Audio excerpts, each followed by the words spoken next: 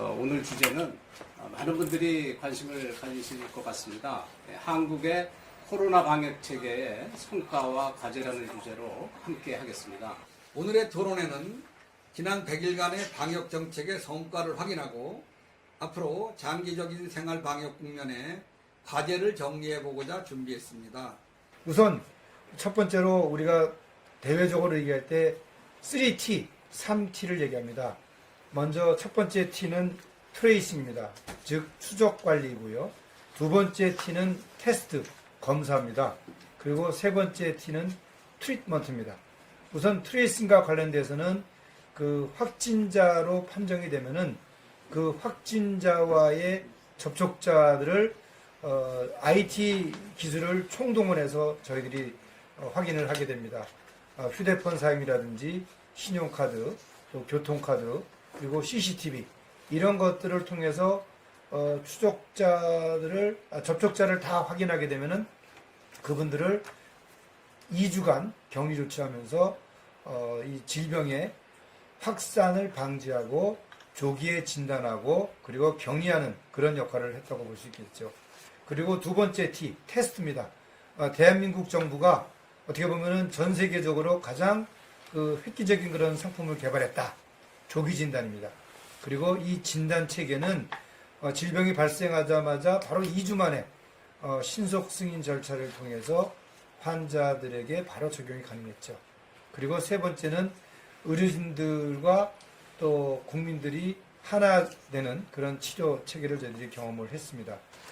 네, 그리고 이제 치료제 그리고 백신은 현재까지는 개발 중인 그런 상황이지만 현재 다른 환자들을 위해서 치료가 되는 그런 약들이 예를 들어서 뭐 에이즈 치료라든지 말라리아 치료제라든지 또는 에볼라 치료제 이런 치료제에 사용될 수 있는 약들이 환자들에게 적용을 했습니다. 그리고 백신의 경우에는 현재 이 백신을 개발하기 위해서 전 세계적으로 상당히 많은 국가 그리고 또 제약회사들이 노력을 하고 있습니다. 어제죠? 어제 EU가 중심이 돼서 이 치료제와 백신 그리고 보호물자들을 개발하기 위한 펀드 레이징이 있었습니다.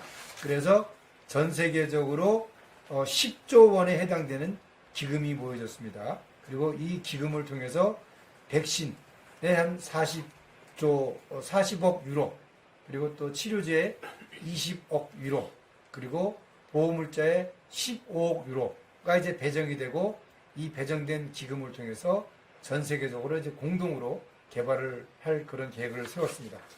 이 K-방역을 토대로 해서 가을철에 또는 겨울철에 제2의 유행이 온다. 그럴 때 우리가 생각해야 될 과제를 제가 간단하게 말씀을 드리도록 하겠습니다. 감염병 상시 대응 진료 체계를 마련하는 것이 되겠습니다. 사실 이 전 세계적으로 치료제나 백신에 대한 이야기들이 많이 나오고 있습니다만 현실적으로 과연 이 치료제나 백신이 이 가을철, 겨울철에 적용이 가능할지 전문가들도 많이 궁금증을 갖고 있습니다.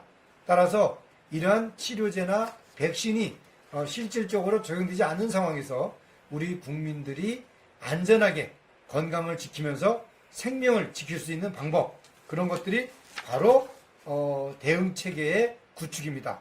이 대응체계 구축은 우리가 이번 1월 20일부터 100일 동안 경험했던 것들을 토대로 해서 훨씬 더 강화된 그리고 꼼꼼한 그런 의료 체계를 구축하는 것들이 되겠습니다. 첫 번째로 우리가 생각하는 것은 이 지역별 민관 협력 시스템의 구축이 되겠습니다.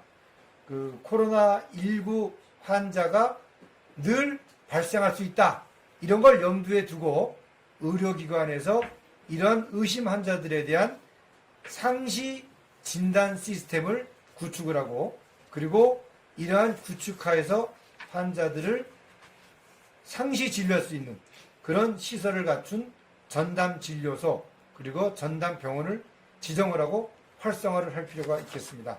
특히 이제 오늘 우리가 이제 이렇게 온라인으로 화상으로 회의를 하는 것처럼 의료 분야에 있어서도 코로나19를 통해서 비대면 진료 체계에 대한 제도적인 마련이 필요하다라는 걸 느낄 수가 있었습니다. 따라서 이 비대면 진료의 지속 가능성을 위해서 전화 상담이라든지 또는 처방 이런 것들에 대한 제도적인 검토, 그리고 또 이런 부분들에 대한 그 건강보험에서의 수가로 보상하는 그런 부분들도 좀 중장기적으로 논의할 필요가 있겠다 말씀을 드리고 싶습니다.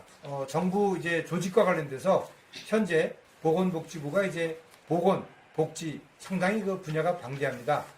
정부 부처에 산재되어 있는 이 보건 업무가 하나의 그 업무로 이제 모아져서 보다 효율적으로 관리할 수 있는 그런 부분들도 좀 검토가 될 필요가 있겠다라는 점을 말씀을 드리고요. 그리고 이제 두 번째로 현재 질병관리본부가 차관급 기관으로 되어 있습니다. 그러나 인사권, 예산권이 보건복지부에 이제 속해 있다 보니까 전문 인력을 확보하는 문제라든지 또는 그 이 사업별로 예산을 적재적소에 확보하는 그런 문제가 어려움이 있는 것이 현실입니다. 따라서 차제에 질병관리본부를 질병관리청으로 이제 승격시키는 문제가 이번 기회에 적극적으로 좀 검토가 될 필요가 있겠다.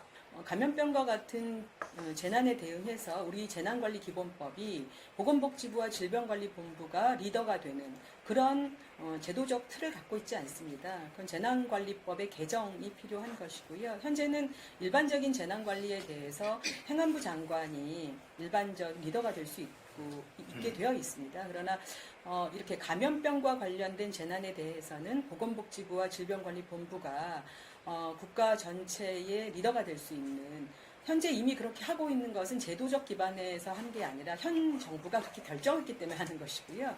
이게 제도적으로 좀 안정적인 운영을 위해서 제도가 바뀔 필요가 있다. 관련 입법안의 개정안을 발의한 상태입니다. 사실 코로나19 이후에 우리 사회가 어떻게 변할 것인가, 어떤 과제를 가질 것인가, 이것도 있지만 이 문제를 어떻게 성찰할 것인가에 대한 것도 저는 상당히 중요한 문제라고 생각합니다. 빅데이터와 관련해서는 상당히 아쉽습니다. 물론 이제 혹시 아실지 모르겠지만 우리 건강보험 심사평가원이 처음으로 코로나에 관련된 그 빅데이터를 전 세계에 개방하기 시작한 게 벌써 2달이 지났습니다. 이제 여러 가지 활용도를 가질 수 있습니다. 예를 들어서 코로나19가 먼저 시작했던 국가들이 어떤 기저질환이 있는 환자들이 중증으로 이동하고 어떤 기저질환이 있는 환자들이 경증으로 가는지, 이런 데이터들이 후발 국가한테 그 트리아지를 위해서 상당히 중요한 지표가 될 수 있고요. 사실 약물 재창출과 관련된 치료제 시장에서 치료제를 개발하는 과정에서도 기초적인 임상의 빅데이터를 활용할 수 있다면 타겟 임상을 할 수 있는 그런 형태로 축소해서 타겟 임상을 할 수 있는 근거로서 사용을 될 수도 있습니다. 이후에 감염병이라고 하는 대응에 있어서 일개 국가와 국제 공조가 퍼블릭한 영역에서 어떠한 네트워킹과 지속 가능성을 확보하기 위한 구조를 재구조할 건가라고 하는 것에 대한 숙제가 저는 주어진다고 생각합니다. 사실 이번 코로나 이후에 질병관리본부가 많은 대책과 기준을 내놨지만 제 가슴에 가장 꽂히는 것은 아프면 3, 4일 쉬십시오.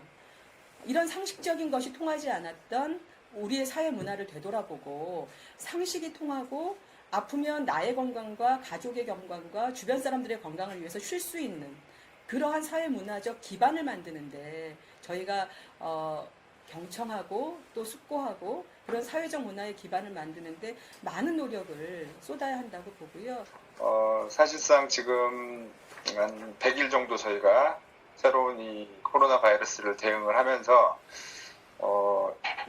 진단검사 역량, 그 다음에 이제 사회적 거리두기 적극적으로 전 국민이 참여해 주시고, 그래서 성공적으로 1차적으로는 막았다고 저희가 평가를 하고 있지만, 사실 이 바이러스가 이제 드러내고 있는 저희 이제 약한 부분들을 아직 저희가 해결하지 못한 부분이 있습니다.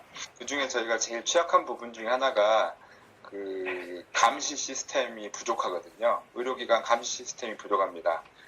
예를 들어서 호흡기 증상 환자 모니터링하는 시스템 중에 인플루엔자 유사 증상 모니터링 시스템이 있는데, 그게 이제 전국에서 그런 호흡기 증상자가 늘어나는지 감지하는 그런 의료기관이라고 생각하시면 되는데, 놀랍게도 우리나라의 그 기관이 한 200여 개밖에 없습니다. 200여 개는 전국에 있는 그 지자체들을 모니터링하기에는 부족한 숫자거든요. 그런 것들을 늘려야 되고, 그 다음에 이제 호흡기 바이러스 같은 것들이 이제 유행하는 거를 감시하는 그 실험실 감시 시스템이 있어야 돼요. 그 임상적으로 치료제나 백신에 대한 내용이 이제 좀 궁금하실 건데요. 두 가지입니다. 치료제는 기존에 있는 약 중에서 찾아내는 게 가장 빠른 방법입니다. 왜냐하면 신약 개발이라는 거는 후보 물질부터 찾아내는 게 너무 오래 걸리고 거의 뭐 5년, 10년을 기다려야 되기 때문에 그거는 솔직히 단기간에 어렵고요. 그렇다면 대유행을 조절할 마지막 수단은 이제 백신인데, 백신은 이제 이 바이러스 특성상 RNA 바이러스이기 때문에요. 백신 제조를 저희가 RNA 바이러스에 제대로 이렇게 성공해 본 적이 별로 없습니다. 그래서 혹자들은 뭐 올 말을 말하던데 올 말은 절대 안 되고요. 그거는 이제 뭐 임상 시험이 시작된다는 뜻이지 인구에게 이 올 말에 투여된다는 것은 거의 불가능합니다. 빨라야 내년 겨울이라고 일반적으로 보통 18개월 정도를 말씀하시는데, 그 18개월도 아주 이상적으로 정말 빨리 중간에 뭐 난관 없이 했을 때라고 생각을 하시면 됩니다. 현실적으로는 내년 겨울까지는 어떤 방법으로든지 저희가 조치를 취하면서 경제도 살려야 될 거고 다른 그 산업도 살려야 될 거고 준비를 해야 될 거다. 이게 제일 현실적인 기대치 수치이지 않을까라고 저는 평가하고 있습니다. 저는 사실 좀 그 K-방역이라는 거에 대해서 좀 약간 너무 서두른 거 아닌가 하는 생각이 좀 들어서요. 아직은 지금 초입이고 시작 단계인데, 물론 이제 장점인 거는 빨리 저희가 선점하는 게 중요한 것 같습니다. 조금 저는 좀 조심스럽게 생각을 합니다. 왜냐하면 아직 우리나라가 지금 방역이 다 끝난 게 아니어서요. 그리고 사회적 거리두기나 생활 방역으로 지금 접어든 지가 이제 이틀째입니다. 그래서 앞으로 2주에서 한 달 사이에 어떤 변화가 일어날지 좀 더 두고 봐야 되는 그런 부분이 있어서 약간 조심스러운 면이 있습니다. 그나마 지금 어쨌든 사회적 거리두기를 굉장히 강화하다가 이렇게 완화되고 어느 정도 그래도 사람들이 여유를 찾을 수 있게 된 게 국민, 뭐 의료진, 정부 이렇게 각각의 영역에서 다 유기적으로 각자의 역할을 잘 해내서 이런 성과가 있게 된 것 같고요. 지금의 상황이 어떤 치료제나 백신이 개발돼서 상황이 완전하게 해결된 상황이 아니기 때문에 그때까지 우리가 이제 앞으로는 어떤 일을 하면서 이 상황을 잘 타개해 나갈 것인지 좀 생각해 봐야 하는 시점인 것 같습니다. K-바이오 뭐 이런 얘기를 하면서 굉장히 저희 진단에 대한 이제 우수성을 국내외적으로 많이 인정도 받고 있고 그렇게 하고 있고, 그리고 이제 국내에서 환자 확진하는 데 있어서는 분자진단법이라는 상대적으로 굉장히 정확성이 있는 방법으로 지금 검사가 시행되고 있는 걸로 알고 있습니다. 어떤 진단 검사에 대한 부분도 좀 더 정밀해지고 좀 더 이제 촘촘해져야 하는 게 아닌가라고 생각을 하고 있습니다. 비상 상황과 같은 그런 어떤 사회적 격리가 아니라 생활 방역 체제에서는 이제 좀 위험한 환자군을 보다 빨리 선별해서 이제 대응할 수 있도록 이제 분자 진단보다 좀 더 빠른 검사 결과 나오고, 그 다음에 장비나 이런 것들이 크게 필요 없이 낮은 비용으로 할 수 있는 그런 항체 진단 키트도 같이 병행해서 저희가 선제적으로 좀 대응할 필요가 있지 않나 생각이 되고요. 우리나라는 좀 분자 진단 쪽에 좀 더 효율성 있고 정확한 쪽에 맞춰져 있었던 것으로 알고 있는데, 뭐 최근에 미국 FDA 뭐 가이드라인이나 이런 데서도 항체 진단도 그 나름의 어떤 신속 진단 키트로서의 그런 유용성에 대한 부분이 역할을 한다라는 그런 코멘트가 있었고요.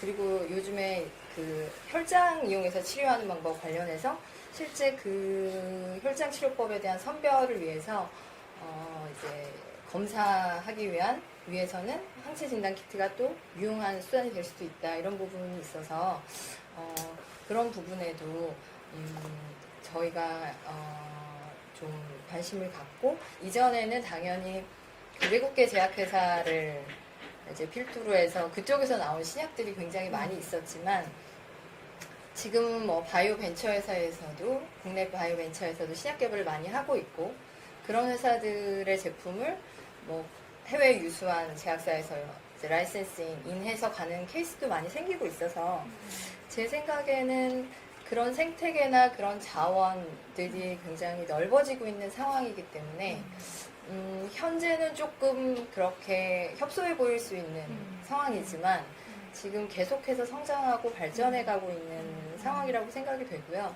이제까지는 벤처 회사 중에서도 이제 신약을 개발하는 회사들이 사실 굉장히 조명을 많이 받고 상대적으로 이런 진단 쪽을 하는 회사는 좀 별로 관심을 받지 못하는 그런 상황이 있었다고 생각이 됩니다. 그래서 이런 감염 상황이 굉장히 안타까운 상황이긴 하지만 이거를 타개하는 과정에서 이제 진단 회사들도 좀 더 많이 성장하고 발전할 수 있는 그런 계기가 되었으면 하는 생각이 있습니다. 그러니까 몇 개 안 되는 회사들의 R&D 규모가 굉장히 협소하니까 역할 분담을 하는 방식이죠. 어떤 회사는 뭐 R&D를 하고 어떤 회사는 유통을 맡고 어떤 회사는 생산을 맡고 뭐 이렇게 해서 공공펀드가 개입하면서 이런 공공의 백신과 치료제 영역에 지속 가능성을 확보할 수 있는 그런 모델 이런 것들도 검토가 필요하다는 생각이 들고요. 적십자사의 헌혈이라고 하는 행위나 혈장 채취라고 하는 행위는 감염병 대응에 최적화되어 있지 않습니다.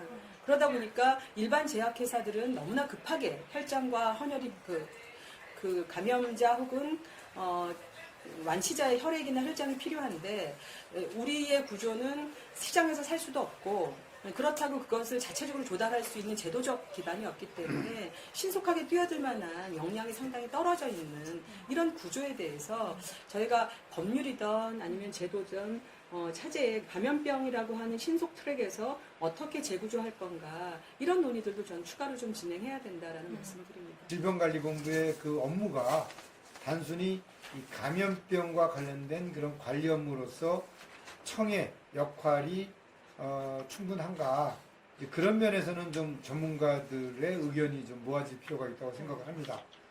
따라서 이제 그 미국의 CDC의 역할 그리고 또 우리나라 질병관리본부의 역할 좀 비교해 볼 필요가 있겠고요. 그리고 또 그 과정에서 기존의 이제 보건복지부의 보건 분야 업무 또 의료 분야의 업무를 그 질병관리청으로 만약에 본부를 승격했을 때 어느 정도 이 교통정리를 할 수 있을지 그 부분도 좀 이렇게 전문가 또 시민단체 국회에서 좀 더 논의가 된다면은 앞으로 질병관리본부의 그 청 관련되는 업무에서 많은 논의가 있을 수 있습니다. 이 보건복지부 내에서의 보건과 복지 업무를 어떻게 이제 이 전문성을 살리면서 그 부처로서의 기능을 좀 더 활발하게 할 수 있을까? 제가 뭐 속한 학회나 이런 단체 입장은 제가 대변한 아니라는 것 좀 먼저 말씀드리고 제 개인적인 입장을 말씀드리면 비대면 진료나 영상 또는 원격 진료는 당연히 앞으로 가야 될 길이라고 생각을 하고요. 근데 이제 그런 그 과정의 중간에 논의가 많이 필요합니다. 어느 정도 좀 제한을 둬서 해결을 이제 허용을 해주면 어떨까 하는 생각을 합니다. 예를 들자면 그 지역에 있는 의료기관, 개인 의료기관에서 그 거주자만 진료를 볼 수 있게 한다든지 이렇게 조금씩 제한을 둬서 차근차근 좀 해보면 개원가나 그쪽 그 현장에 있는 의료진도 조금은 납득을 하면서 이렇게 받아들일 수 있지 않을까 이런 생각을 하고 한국은 개인정보를 무분별하게 침해하면서 감염병을 대응하고 있는 그런 제도와 그런 문화를 갖고 있지 않습니다. 저희는 철저하게 개인정보를 보호할 만한 제도적 기반 하에 감염병을 차단하기 위한 부분적인 활용을 하고 있는 것이죠. 이 분별을 저는 분명히 해야 될 것 같고요.